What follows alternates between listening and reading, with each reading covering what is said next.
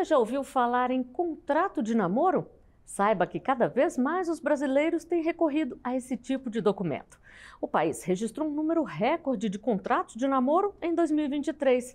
O aumento foi de 35% em relação a 2022. Burocracia ou precaução? No artigo 5º de hoje, vamos saber mais sobre os contratos de namoro, o que pode ou não ser cláusula desse instrumento. Antes, vamos ver o que diz a Constituição.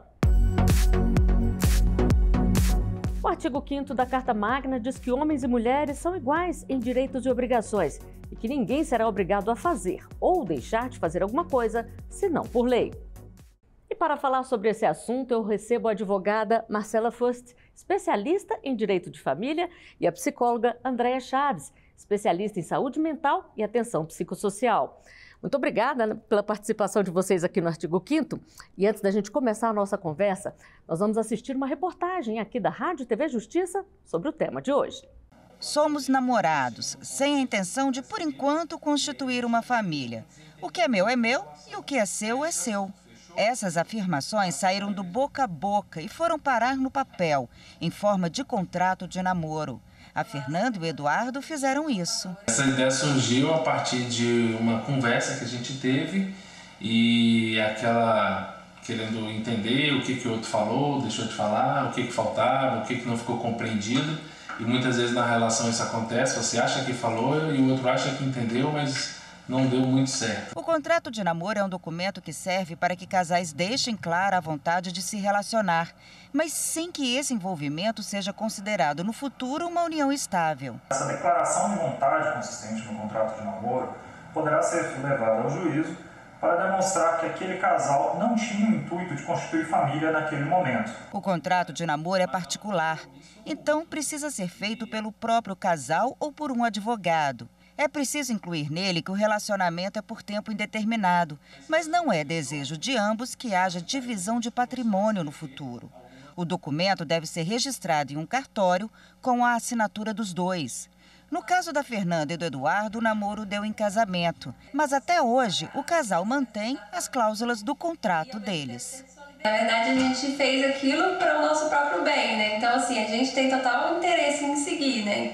Doutora Marcela, do ponto de vista jurídico, qual a vantagem de um casal fazer um contrato de namoro? É deixar claro aí, o que é meu, o que é seu, evitar uma complicação futura?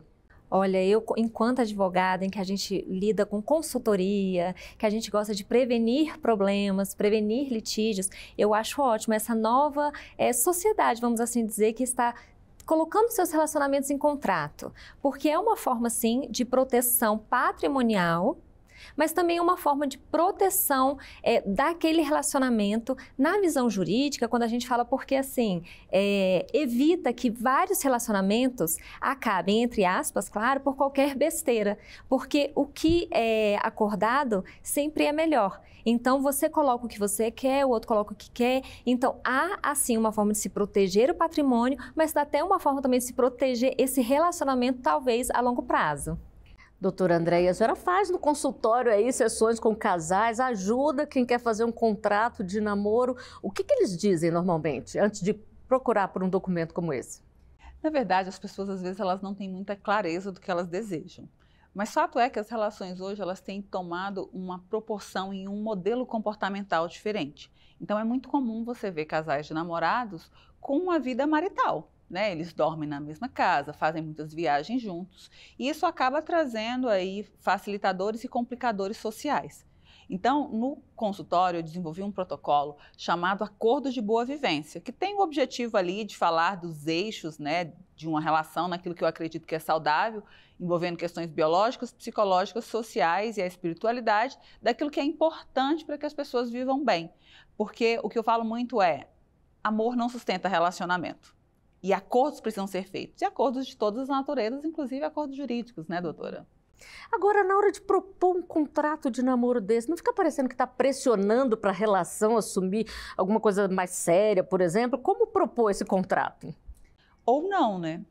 Porque o contrato de namoro jurídico, ele tem inclusive uma conotação do eu quero me proteger para que se eu romper com você, você não tenha acesso aos meus bens ou não tenha acesso a coisas que são importantes para mim, porque também tem contratos que vão falar ali dos cachorros, né, das coisas que são importantes emocionalmente. Então, eu não acho que é uma forma de pressionar. Pelo contrário, dependendo das habilidades conversacionais que o casal tem, essa pode ser uma forma até de afastar emocionalmente. Como assim você quer fazer um contrato? Você está achando que eu tenho interesse naquilo que você tem? Enfim. E é por isso que eu chamo de acordo de boa vivência. O que eu acho que as pessoas precisam ter é mais manejo conversacional para estabelecer uma boa vivência numa área tão importante da vida como a área emocional. Pois é, não se confunde hoje em dia um pouco o namoro com a união estável? Quais são as diferenças, doutora? Isso é muito importante, até por isso surgiu esse contrato de namoro, né? As pessoas, assim, ficaram preocupadas, até porque, como a doutora Andréa falou, muitos casais que moram juntos, que têm uma convivência pública, notória, mas não necessariamente tem uma união estável. Então, quais são os requisitos dessa união estável? Essa convivência pública, notória e com o intuito de constituir família, neste momento. Então, e o namoro, muitas vezes, assim, você viaja junto, a família toda conhece, só que você não tem o intuito de constituir família. Talvez seja um namoro qualificado, que a gente pode falar um pouquinho mais pra frente, que é um intuito de constituir família para o futuro, mas não é agora. Então, a diferença básica entre união estável e namoro é a vontade de constituir família. Agora pode passar, a senhora falou uma coisa interessante aí, que você está desconfiando de mim, pode passar uma sensação de desconfiança quem propõe um contrato de namoro? Sim, até porque normalmente quem propõe um contrato de namoro tem questões financeiras envolvidas. Né? Não é só o emocional, não, né? É diferente do consultório, de quando as pessoas chegam e às vezes elas se gostam muito, mas elas têm dificuldade de fato de conviver. Porque afeto por si só não sustenta a relação. O fato de você ter um filho não significa que você vai amá-lo incondicionalmente. Isso é um arquétipo social, mas não é real. Então, dentro de um namoro, hoje, as pessoas mudaram os arquétipos. Porque se você for pensar em tempos antigos, em anos atrás, as pessoas, como é que elas namoravam? Elas se encontravam às vezes, elas não se falavam com tanta frequência, né? Elas tinham ali limites de convivência. E hoje, por todas as questões sociais que a gente vive, o acesso à convivência das pessoas é muito intenso. Então, as pessoas se falam o tempo inteiro, porque a internet permite isso. As pessoas facilmente conhecem alguém, dependendo da idade, já mora sozinho, o outro também mora sozinho, aí começa a acampar na casa um do outro. E aí eles começam a constituir esses indícios jurídicos, né, que podem sim ter prejuízos no futuro. E a senhora falou que elaborou um protocolo. O que são as cláusulas que tem nesse protocolo? Ih, já li de tudo. O que acontece? Eu escrevi um livro chamado Emoções a Serviço da Vida, onde a ideia é de que as pessoas conheçam um pouco mais das suas emoções e, de fato, coloquem as suas emoções a serviço da sua vida. Porque não existe emoção boa e emoção ruim. Existe emoção funcional e emoção disfuncional. E aí, dentro desse livro, eu falo dos 4 eixos de cuidado, que é o eixo biológico, que é essa carcaça aqui que precisa ser cuidada, tomar banho, ir no banheiro, ir no médico, no psiquiatra, tomar medicação, fazer atividade física, dormir, né? A parte psicológica, que são as nossas emoções, e as nossas emoções, elas vêm dos nossos 5 sentidos, daquilo que eu vejo, sinto, escuto, cheiro, toco. Então, tem, sei lá, situações que podem desencadear processos emocionais um no outro. O eixo social, que são os meus vínculos, os lugares que eu frequento, os meus grupos de igreja, grupos de trabalho, e a espiritualidade, que está ligado não necessariamente a uma religião, embora a religião existam vários estudos que mostram que ela ocupa um lugar de proteção na vida das pessoas, mas muito mais ligado à espiritualidade, à fé, às expectativas de futuro, né? Como a doutora mencionou, esse desejo de eu quero fazer família com você, mas não agora, né? Então tem um desenho estrutural. E aí dentro desses 4 eixos, a gente tem lá sessões, né, que a gente vai falar lá de amizade, de acordos, a parte de eros, né, que é essa erotização, esse sexo construído e não apenas o sexo biológico, a equidade de valores, né, valores éticos, morais, religiosos. E aí eu primeiro faço todas essas sessões onde as pessoas vão construir cognitivamente esses conceitos e aí depois vamos para a parte prática. E eu peço para eles escreverem separados. O que para você é importante no eixo biológico? Aí vem coisas do tipo, não pode engordar, cuidar da atividade física, tem que fazer terapia, tomar seu remédio psiquiátrico, ir à missa tantas vezes vezes na semana, não quero ir na casa da sua mãe, não me ponha para sentar do lado de fulano. Então tem de tudo, assim. Sexo não sei quantas vezes por semana, não vamos ter conta conjunta, vamos ter conta conjunta. Então eles constroem isso juntos e separados. E aí depois é feito um acordo por escrito mesmo, onde eles assinam, eu também assino, tem toda a parte simbólica aí. Doutora Marcela, e do ponto de vista jurídico, o que pode ou não pode ter? Uma pessoa que não está fazendo um contrato tão elaborado como esse, o que ela precisa se preocupar? O que tem que ter que é primordial? Autonomia de vontade. Então, você tem que ter certeza que aquela pessoa quer aquilo. Como a doutora falou, tem que ser feito em conjunto. Ambos, o que eu quero, o que eu não quero, como que vai ser, como não vai ser. Qualquer indício de que houve uma coação, alguma ameaça, então já pode tornar esse contrato nulo ou anulável. Porque o que o contrato ele precisa? De partes capazes, de licitude, ou seja, que seja possível perante a lei, né? E essa autonomia de vontade das partes. Bom, e nós recebemos uma pergunta de telespectador. Vamos conferir. Qual o valor cobrado para fazer um contrato de namoro no cartório? Doutora Marcela, esse valor varia aí de acordo com o estado ou tem um valor fixo já? Na verdade, varia. De acordo com o Instituto de Registros Públicos, ele varia de R$200 a R$500, dependendo da região do país. E o casal tem que ir junto, tem que registrar para ter valor, ou um contrato feito num consultório de uma psicóloga, por exemplo, tem valor do mesmo jeito? Olha, essa pergunta é muito interessante porque a gente da área jurídica, a gente sempre fala da segurança jurídica, ou seja, tudo que é oficial, tudo que é um documento mais público, publicitado, que é realizado em cartório, que tem umas normas, que o escrevente vai ver se as partes estão de acordo, se não houve uma coação, tudo isso traz uma segurança jurídica maior. Mas trazendo um pouquinho mais de juridiquês aqui pra gente, a gente fala muito do pacta sunt servanda, que é uma teoria dos contratos que fala que a boa-fé é presumida. Então, todo contrato ele deve ser cumprido. Então, mesmo que você faça um contrato num consultório, um contrato, como chamado aquele de gaveta, que você coloca 2, 3 testemunhas, mas você não oficializa no cartório, não tem problema, ele também tem validade. Agora, o casal tem que ir junto no cartório. O casal ele tem que ir junto no cartório e os dois vão assinar também as testemunhas. É sempre importante ter testemunhas também. Existe um perfil, doutor André, de casais que estão procurando esse tipo de contrato? No meu consultório, o perfil dessas pessoas são pessoas, não vou falar mais velhas, mas são pessoas já na segunda fase da vida adulta, né? As pessoas mais jovens, elas tendem a ser mais impulsivas e não medir, né? Então, na segunda fase ali da vida adulta, seus 28, 30 anos para frente, é o perfil de pessoas que normalmente procuram esse tipo de orientação dentro do consultório. Bom, a gente vai fazer uma rápida pausa aqui nessa conversa que está bem interessante. O artigo 5º vai um rápido intervalo, a gente volta já.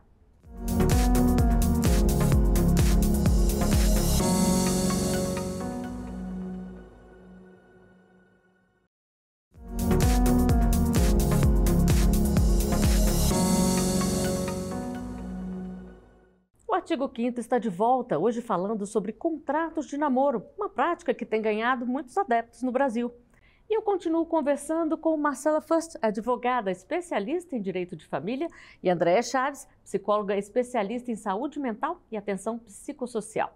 Doutora Marcela, no primeiro bloco a senhora adiantou um termo que eu não conhecia, namoro qualificado. O que é isso? Então, o namoro qualificado, ele surge exatamente para que não haja uma dúvida com a união estável. Surgiu de um julgamento, quando na época um casal se separou e houve uma briga relacionada a dívidas de uma viagem. E foi quando surgiu então que um dizia que era união estável, outro dizia que era namoro, mas não era um simples namoro, então era um namoro qualificado. O que é um namoro qualificado? Namoro qualificado é exatamente o quê? Uma convivência pública, notória, com vontade de constituir família, mas não agora, para o futuro. E que tipo de provas a justiça admite em casos como esse que a senhora citou aí, para provar o tipo de relacionamento que o casal tinha antes?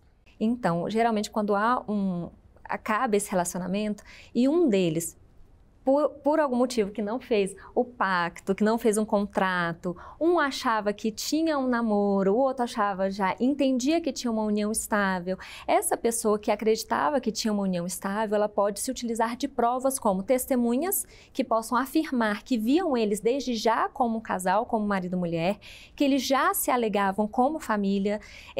Quando você indica o outro como seu dependente num plano de saúde, quando você também, como eu falei antes, adota adota um pet e cria como se fosse um filho. Muitas vezes também as contas em que eles dividiram, em que um depende economicamente do outro, muitas dessas coisas elas são avaliadas como uma possível realmente uma união estável. Doutora Marcela, se o casal não tem um contrato de namoro e comprou algum bem em comum, acaba a relação, como é que fica? Olha, excelente pergunta. Por quê? O que houve? A compra por duas pessoas maiores e capazes de um bem, ou seja, há um condomínio com relação a esse bem. Como que ele vai ser partilhado? Meio a meio, ou de acordo com o que a pessoa participou ou contribuiu financeiramente. Tem diferentes comportamentos para os diferentes tipos do relacionamento, né, doutora Andréia? Essa é a grande questão, né? Quando você vai ver, são questões comportamentais. E é por isso que eu gosto de falar de comportamentos funcionais e disfuncionais. E hoje a gente percebe que as pessoas elas estão vivendo a vida de uma maneira muito intensa. Então, uma semana de namoro é meu melhor... Já são juras eternas de amor, né? Minha alma gêmea da vida inteira, vamos adotar logo um golden, né? Um cachorro bem grande para me amar e te amar. E essa intensidade, ela acaba não sendo medida em relação aos danos, aos possíveis danos mesmo. O que eu vejo muito claramente é que as pessoas elas estão imaturas emocionalmente. Que as pessoas não têm treino comportamental para serem assertivos. E aí, como a doutora mencionou, o que a justiça vai avaliar? Os comportamentos. E aí tem outros comportamentos que ela não mencionou, como, por exemplo, todos os comportamentos de posse, de governo, de mando, de restrição, né? Restrição de liberdade, de acessos, né? E aí a gente vai entrar numa outra pauta, que são as questões que envolvem a violência psicológica, que hoje já existe jurisprudências acerca disso, né? Então, todas essas questões comportamentais, verbais, mensagens, proibições do pode ir, pode não vir, compra isso, compra aquilo, todos esses comportamentos também vão ser colocados em juízo, como aí essa intenção de fazer uma família. Agora, o que eu acho importante a gente pensar? No como hoje esse número de contrato aumentou. Qual que é o outro sintoma social que está associado a isso? Entendendo que os comportamentos são multifatoriais, né? Eles nunca são direcionados para uma única causa. Existem múltiplos fatores que influenciam no nosso comportamento. Então, quais que são os comportamentos que fizeram com que o número de contratos de namoro saltassem de maneira tão exponencial? Quais são? Eu acredito que hoje as pessoas estão sendo mais conscientes dos comportamentos disfuncionais que eles têm. Porque, normalmente, quem faz um contrato de namoro jurídico, ele já teve um problema antes. Poucas das pessoas fazem um contrato de namoro preventivo. Eles já tiveram um conflito em um outro relacionamento ou tiveram alguém próximo que tiveram um conflito. Então, eu acho que hoje tem duas variáveis. Primeiro que é o acesso à informação, e hoje a gente tem muito mais acesso à informação, o que faz com que a gente tenha medidas de prevenção em todas as áreas da nossa vida. Mas também eu acho que tem a questão que envolve o modelo social que nós estamos vivendo, onde as pessoas se comportam de maneira muito intensa, é tudo muito aqui agora, é tudo muito fast food. Então, eu acabei de conhecer uma pessoa, já estou loucamente apaixonado por ela. E aí, se vier de uma família mais estruturada, o pai fala, ó, assina isso aqui, espera aí, que isso aqui vai me dar problema. Então, quando envolve questões financeiras, em grande parte, eu não vou falar todas, porque na ciência a gente não utiliza esse termo, mas em grande parte dos casos, tem uma pressão familiar dos acordos que precisam ser feitos. Isso era o que se chamava antes de contrato pré-nupcial, né, doutora Marcela? É verdade. Na verdade, a gente ainda tem um pacto nupcial, que está na nossa legislação, para aqueles regimes que não são o regime comum, que é a comunhão parcial de bens. Para todos os outros, separação total, comunhão total de bens, a lei exige que se faça um pacto antenupcial. E que ali fala o quê? De bens. Os bens que são de antes, como vai administrar os bens depois. Mas, então, assim, acredito que esse pacto antenupcial... Esse contrato pré-nupcial que a gente vê muitos artistas, jogadores de futebol fazendo. Né? Evoluiu mais para essa questão também comportamental do que exclusivamente patrimonial, né?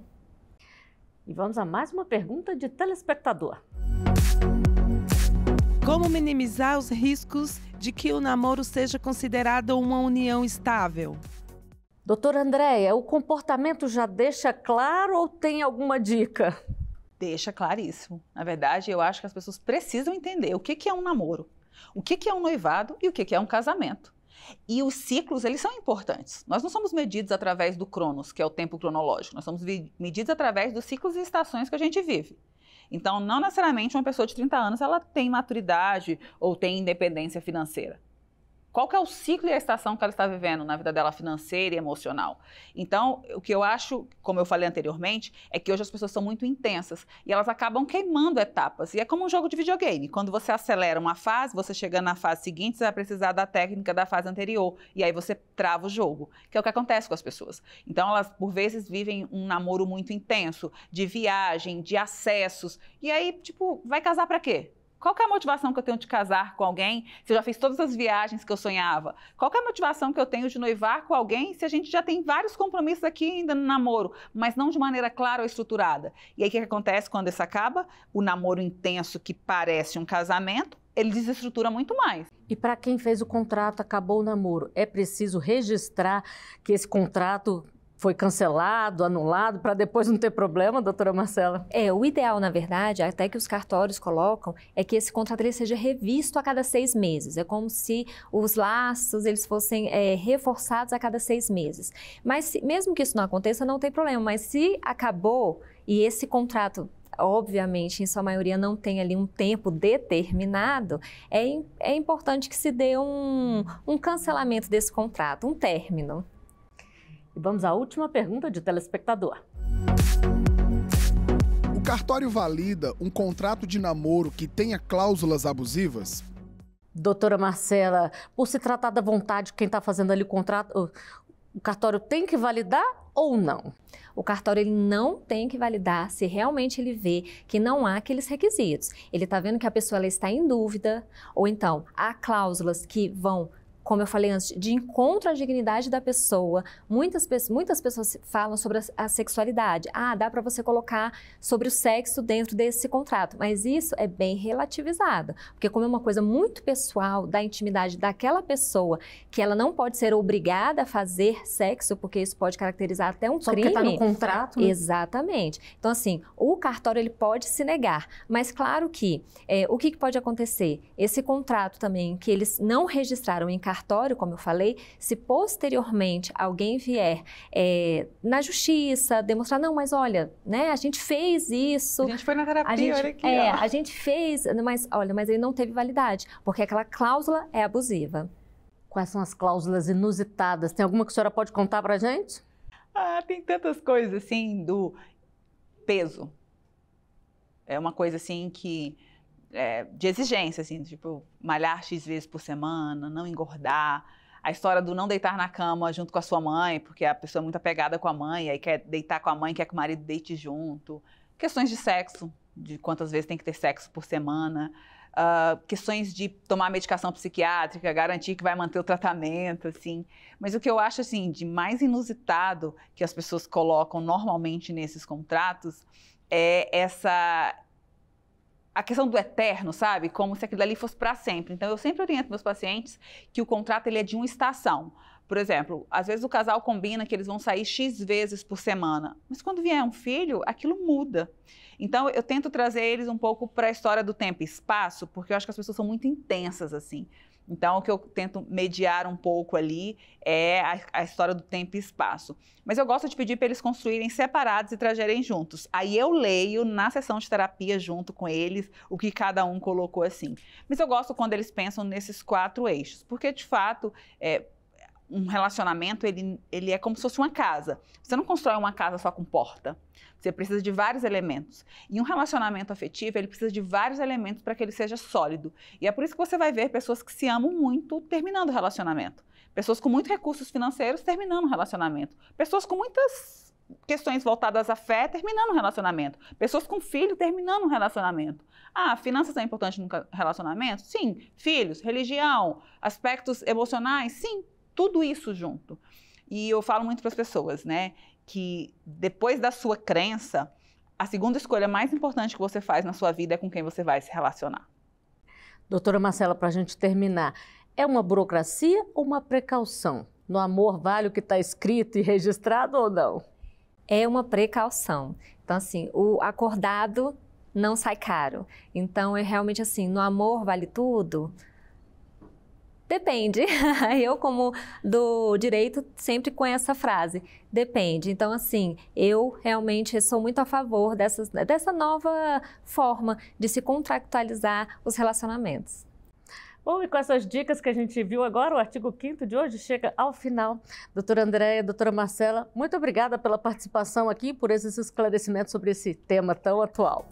Eu agradeço também a sua companhia. Você pode rever os programas nas nossas redes sociais. Você encontra a gente pelo @Rádio e TV Justiça. Até o próximo artigo 5º. Tchau!